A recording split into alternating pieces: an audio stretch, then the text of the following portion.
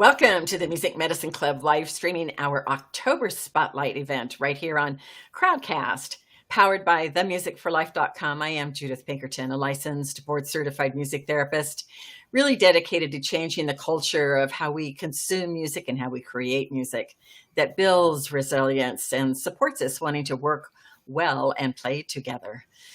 Today, I have the honor of introducing you to a real special music therapist.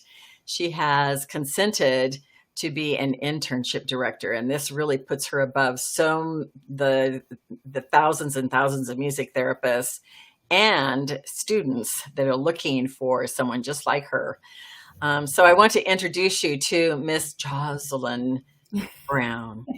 She's a music therapist in Florida and the music therapy manager and internship director at Trustbridge. Originally from Southern Indiana, Josie has spent the last 7 years in South Florida, centering her music therapy career around hospice and palliative care. She leads a team of 5 wonderful music therapists and oversees the long-standing internship program at Trustbridge.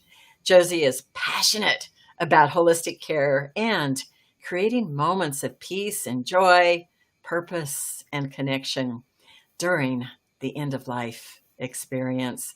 Welcome to our show today, Josie. Thank you so much for that warm welcome. I'm so excited to be here and talk all things music therapy, internship, hospice, and end-of-life care, which I'm just so passionate about. So thank you for having me.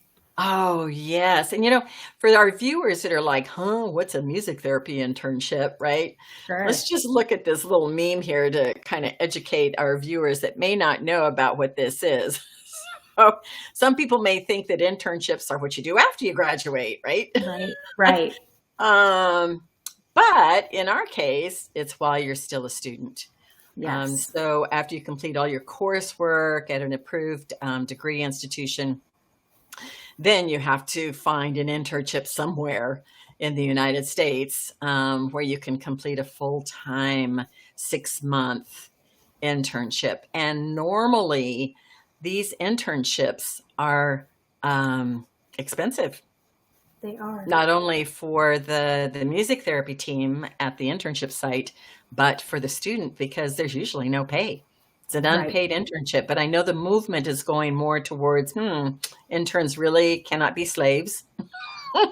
They need to be considered, for what their worth is, because they do bring gold to the facility, the organization, the company. And so I'm so excited to talk about all that you offer at Trustbridge, because you're really cutting edge in the United States and what you're able to offer. And so I want to hear all about it. So talk about how long has Trustbridge had internships?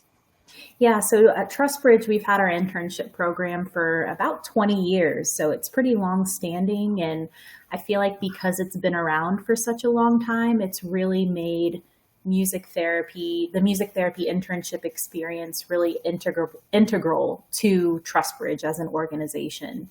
So it's been around. We've had turned out many of interns at Trustbridge and really had time to optimize our overall internship program.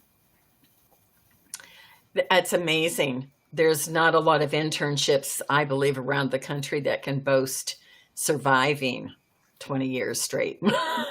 Right. Yes, we're very fortunate. Yeah, and to have that many music therapists together to really form a support network, especially with the setting that you're choosing to work in. Yes. It's so important to provide those services at this time of life for the patient and the caregivers. And to be able to have that shared experience.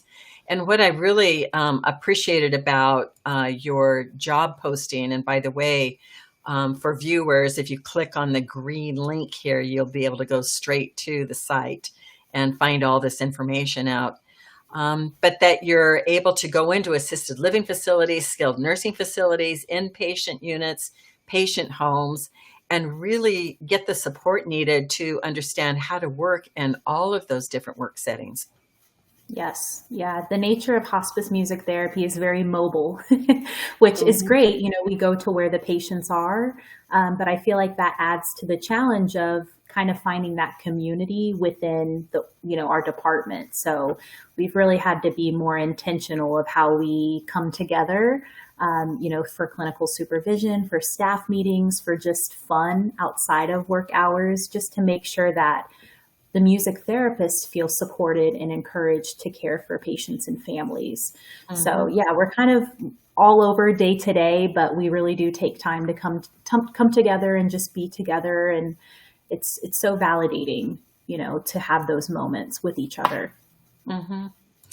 And I know that at the beginning of the internship, you have to look at what the music therapy director of the degree program, right, that they're coming from, Mhm. has identified as goals and necessary things to work on, and what their strengths are, and so on. And so, you're able to individualize goals to each intern so that it really becomes their program.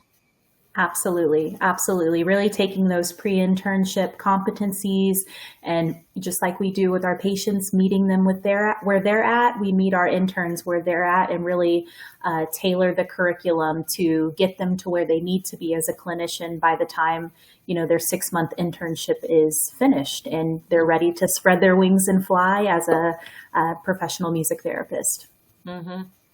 So I noticed that you're able to accept 2 interns at a time, Yes. with the date coming up soon, November 1st, to be able to apply for January? Correct. So our In what, application this month? deadline Yeah, so our application deadline for January 2024 is November 1st. So students, if you're out there interested, please do apply. We're starting that interview process and really selecting candidates we feel would be a good fit for that January start date. In addition to January, we do have an additional start date in 2024 of June, where we will be taking 2 additional interns as well. And I love that little partnering that happens with the interns. It's not like you're by yourself, you've got another Right. intern to fly with, right?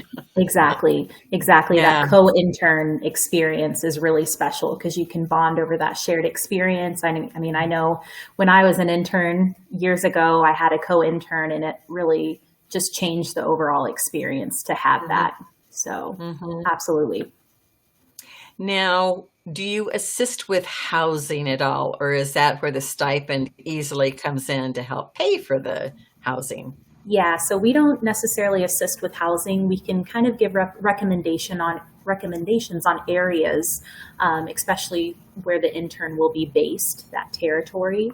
But in terms of housing, we don't offer anything like that. We're really hoping that, especially this stipend increase, can help with cost of living, help with housing. We understand everywhere cost of living has really gone up a lot, but specifically in South Florida.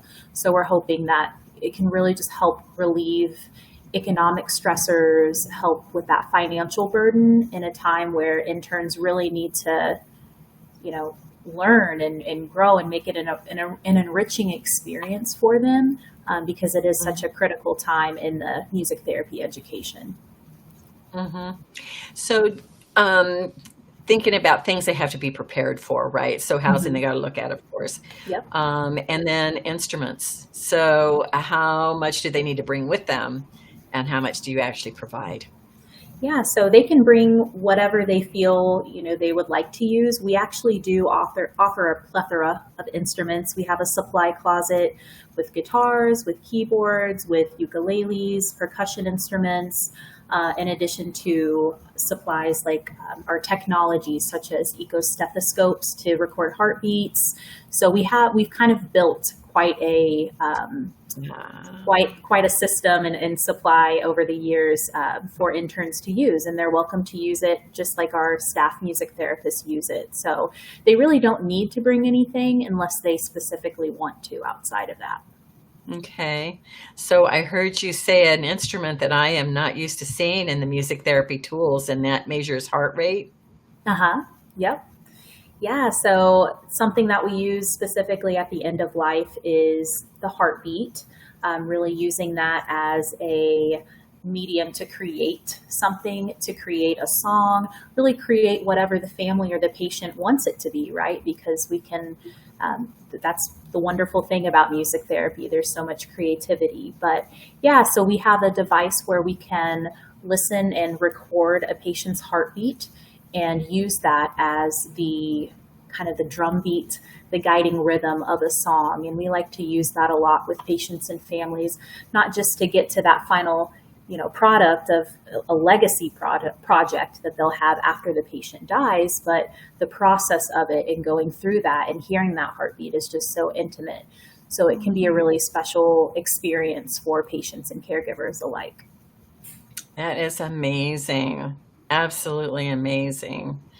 So it's conjuring up recent experience for me. I'm like, oh. So my father found himself in an ICU unit in less than 24 hours. Oh, gosh. And being told that we needed to gather around because he was taking his last breath. And I just happened to have some music tools with me. And as a result of quickly putting them into action, he went from being kind of blue and black tongue and not able to breathe to being alive. He's still alive. He's Wow. thriving at 92. Oh my goodness. This just happened within the last couple months. So I'm still like hesitant about talking about it, because it's just such a deeply moving experience. But we had, palliative care come in because they felt like, this, he's not necessarily going to get better. This is Right. pretty crucial still. And it's just having that, discussion, about, are you ready to die? Nope. Okay. That's a very scary discussion for a lot of people, so Yeah. I get it. Yeah, it is. And I'm sure that you've seen them come on hospice, go off hospice, discharged either because they're not ready to die or because they have now passed. Right. So I just can't imagine the scorecard, that you've had with how many have discharged either way. It's deeply impactful for you. And when you think about and feel all of the stress that you go through, you and your staff, not just the music therapist, but the staff for the entire hospice. Right. Everybody has to be really good at self-care. And Yes. yeah, and I know you picked actually a special song that you utilize. Oh, if you would so like to gift us with that right now. Absolutely. While you're getting ready, I'll talk about it just a little bit, and then you can talk about it after you play it, about what meaning it has for you. Sure. So as you're getting ready, everybody, I want you to know that this is Bubbles Up by Jimmy Buffett. We know that Jimmy recently passed on September 1st. And this song is just such a kind of a soothing, contemplative song. There's no drum beat, particularly with Josie. She's not going to be using a drum beat. But Jimmy originally put this together because he had taken survival training. And he liked the idea of following the bubbles to the surface of the water to survive a sinking boat or plane. And so then the narrative kind of follows along, navigating life's hard times, being able to use those bubbles as a symbol for hope and guidance, with sharing your experiences to find strength to keep going. So thank you, Josie. I'm going to clock myself out here and let you appear. Thank you.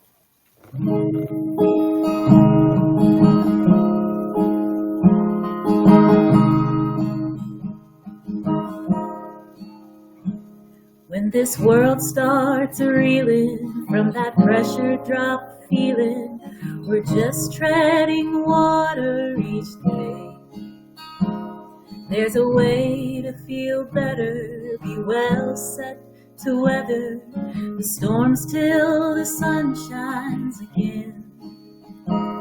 When your compass is spinning and you're lost on the way, like a leaf in the wind, friend, hear me when I say, bubbles up, they will point you towards home. No matter how deep or how far you roam, they will show you the surface, the plot and the purpose. So when the journey gets long, just know that you are loved. There is light up above, and the joy is always enough. Bubbles up.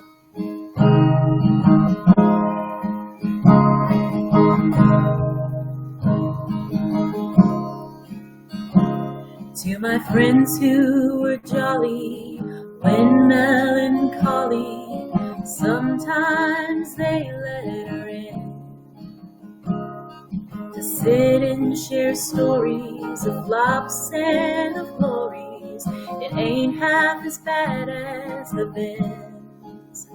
Sometimes living's a struggle, multiplied double, but they love it too much for the party to end. Bubbles up, they will point you towards home. No matter how deep or how far you roam, they will show you the surface, the plot and the purpose. So when the journey gets long, just know that you are loved. There is light up above, and joy, there's always enough. Bubbles up.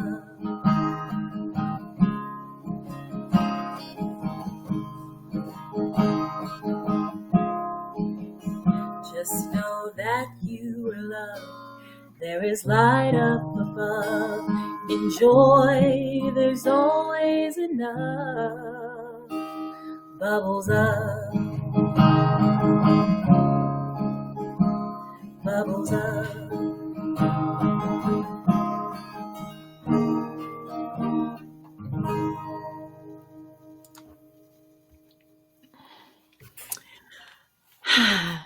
I feel better now.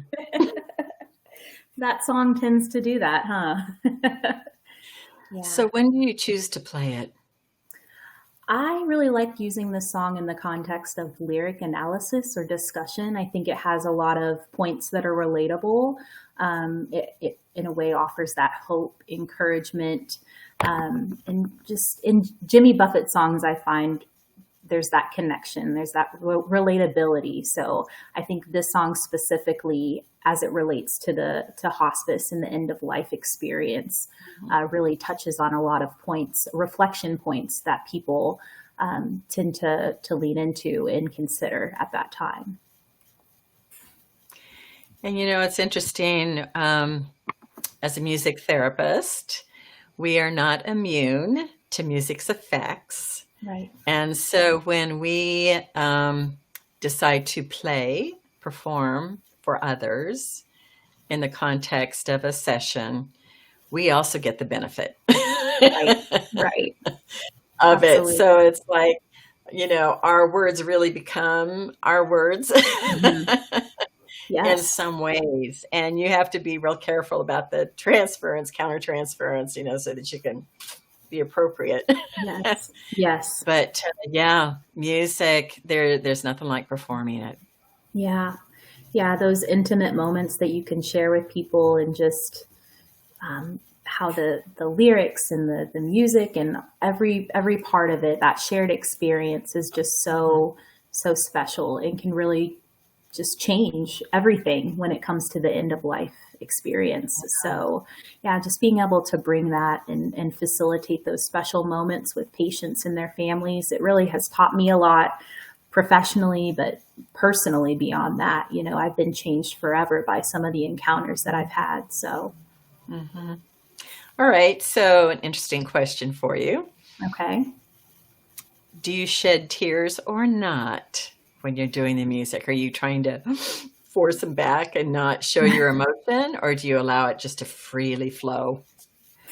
Yeah, that is an interesting question. Thank you for that. I think that, with having done hospice work for 7 years now, it's not that I've become desensitized to it, but I definitely kind of go into sessions. I have my routine, kind of putting my music therapist hat on and separating myself, not myself, but that side of me, like from the patients and families in a way that I can be their best for them.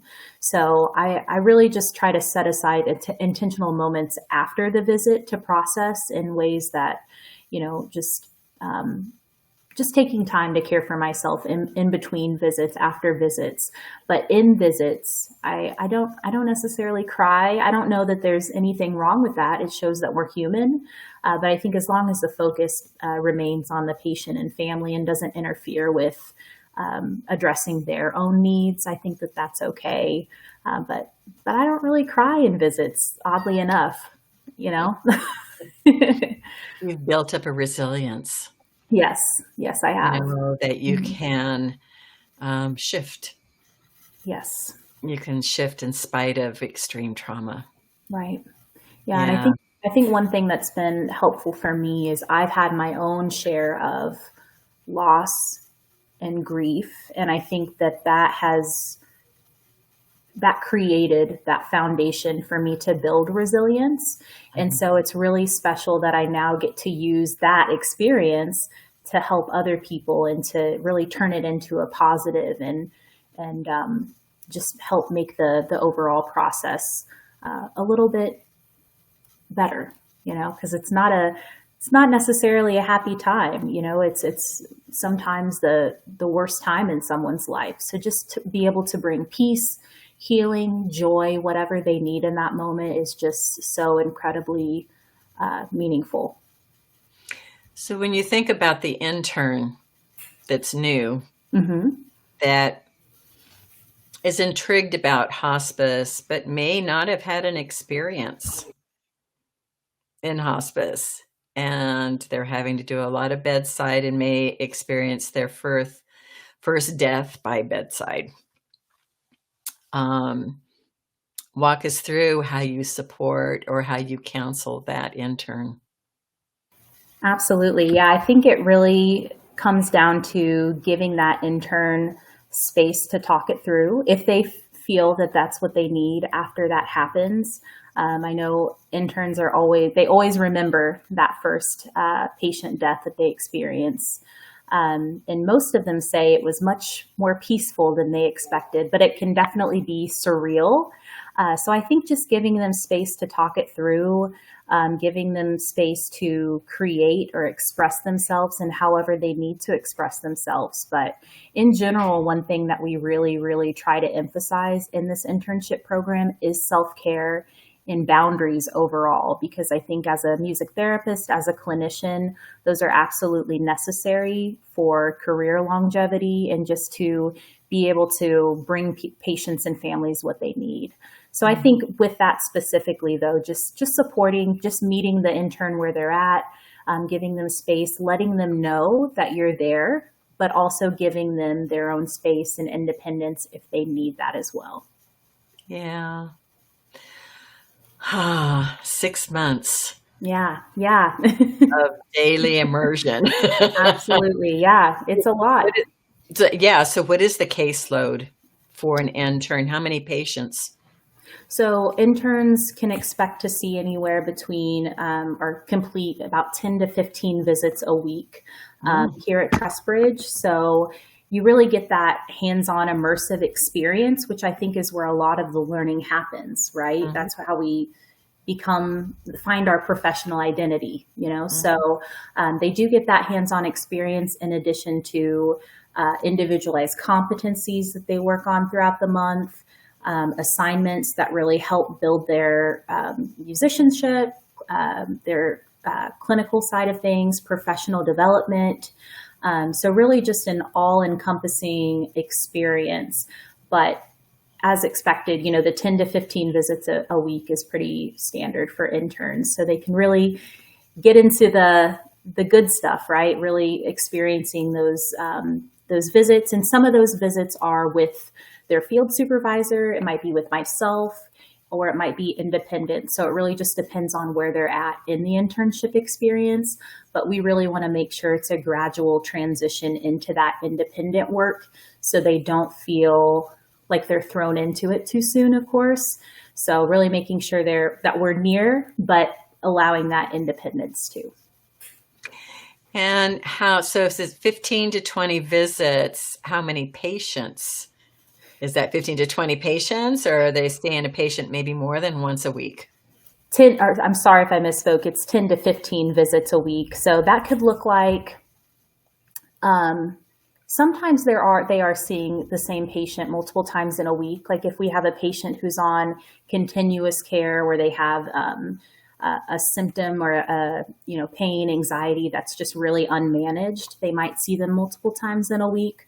But overall, it's all different patients, and that's a mix of patients in facilities, skilled nursing facilities, assisted living facilities, patients in residences, homes, and also patients in our inpatient unit, so our care center, where the needs are very acute, and they are skilled for some specific need, whether that's, like I mentioned, pain, terminal agitation, anxiety. So they're really getting all kinds of experience with, patients of all levels of care in hospice.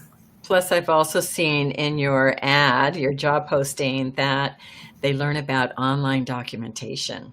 Yes, that is an area that we use daily, our electronic medical record system. So whenever they are in visits, they're in real time. So you're starting the visit on, every intern gets a phone that has Point Care, which is the system that we use. And so they're starting the visit, they're completing that documentation in real time.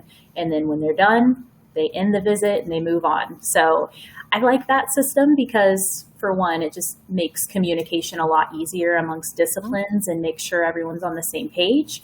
But it also encourages those boundaries. So when you're done with a visit, you're done with a visit, and you can, move about your day in that kind of way. I love the real time aspect of it, because there can be times when the music therapist, as a crucial member of the treatment team, is able to deliver information in a timely way that can be immediately followed up. Yes. And our interns are an integral part of those interdisciplinary teams. And sometimes they see things that, are really important to elevate that to the case manager, the nurse, social worker, whoever. So the music therapists or interns, they're that extra set of eyes and ears, and can really help, make that communication just better between staff, between the family. Our interns and music therapists, they call the family members afterwards to give updates and keep them in the loop. So it really is, it really comes down to communication overall, and music therapists are absolutely great resources when it comes to that. Yeah. So what else completes a successful internship that we haven't talked about?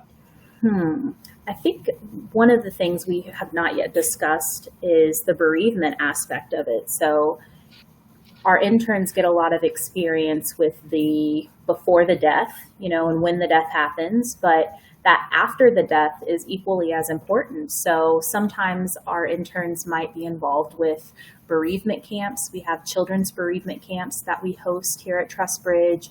We participate in bereavement school groups or grief-specific groups, like maybe for people who have lost a spouse at a young age, or people who have lost a spouse of 60 years. So those kinds of groups as well. I think that really makes it a more whole experience, because you're seeing what happens, that anticipatory grief before the death, but you're also seeing what happens afterwards and how people work through that grief. So I think that's a really special element of our internship program, that collaboration with our bereavement department, collaboration with our business development department, because as we know, as music therapists, there's always a need for advocacy. So they get a chance to do in-services at facilities, or just to speak to the benefits of music therapy and educate people. So they're getting really all kinds of experience to best prepare them for the professional world. So that's what I would add. Yeah, so it sounds to me like they could actually have a full-time job upon completion of their internship because they're so fully prepared with knowing how to advocate as well for themselves. Mm-hmm. Exactly. They're- yep.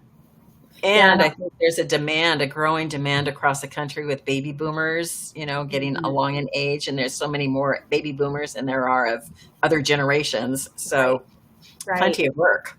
Yeah. And actually 3 of our 5 music therapists on staff were interns at Trustbridge. Oh. And some of them are now becoming field supervisors to interns. So it's kind of full circle. And in the coming year, we're really hoping to expand our music therapy department. So there will absolutely be opportunities for interns to transition into a full-time employee upon completion of the internship, which we're really excited about. What a beautiful thing. Yes. So grateful for that. Right? Yes. Right? So then what happens at the end of the internship is that, they're going, yes! Yes, I finished. Awesome, and now I got a job. Yes, such an awesome accomplishment. And so we're really hoping to invest in our interns and really turn them into staff, hopefully, after they're done, because it's just really special to get to train them, to make sure that they're well-rounded clinicians, and then to have them on staff and continue contributing to the lives of our patients and families and our organization. And getting their CB or their MTBC. Yes. So helping with that exam preparation, because, for those viewers that don't know this, you have to graduate after completing your internship, and then you have to submit everything to the Certification Board for Music Therapists to qualify to sit the national exam. Yes. And then you have to pass the exam, and the exam is not easy. It is I know not. people that have had to take it several times before they finally passed. Yes. In months 5 and 6, we really start to work on that professional development, which involves, resume work. We have a mock interview that we do with interns where they can practice their interview skills. And we also have CBMT exam resources where they can review, they can come together with their co-interns and study, so they can really kind of get in the mindset of how the exam operates. So definitely just preparing them on all levels and really getting them to that point where they feel confident in taking the exam after they finish. Wow. Well, just kudos for actually staying in that work setting for as long as you have. Obviously, this is your calling, Josie. Yes, it is. Yeah. And to lead a team and be excited about expanding that team and having the resources with it funded. I mean, it's just, everything is just so awesome about Trustbridge. I'm just so excited for you and the team and your growing team. Yes. Thank you. So for everybody viewing, you can go to this link and find out more about how to actually submit your application. I'm so deeply grateful to you, Josie, for your focus on growing our profession with more music therapists who desire to serve clients, in deeply meaningful ways with end-of-life care. Absolutely. I'm so grateful to do this work. I'm grateful to speak about it and share, and I just really have a hospice heart specifically. So I love being able to now lead the people who are out there doing the hands-on work and kind of guiding them into being the best music therapist they can be. Yeah. So click below. Yes, and please. Connect with us now. Yeah. Thank you. You have been watching Music Medicine Club. Bye for now. Thanks, Josie. Thank you.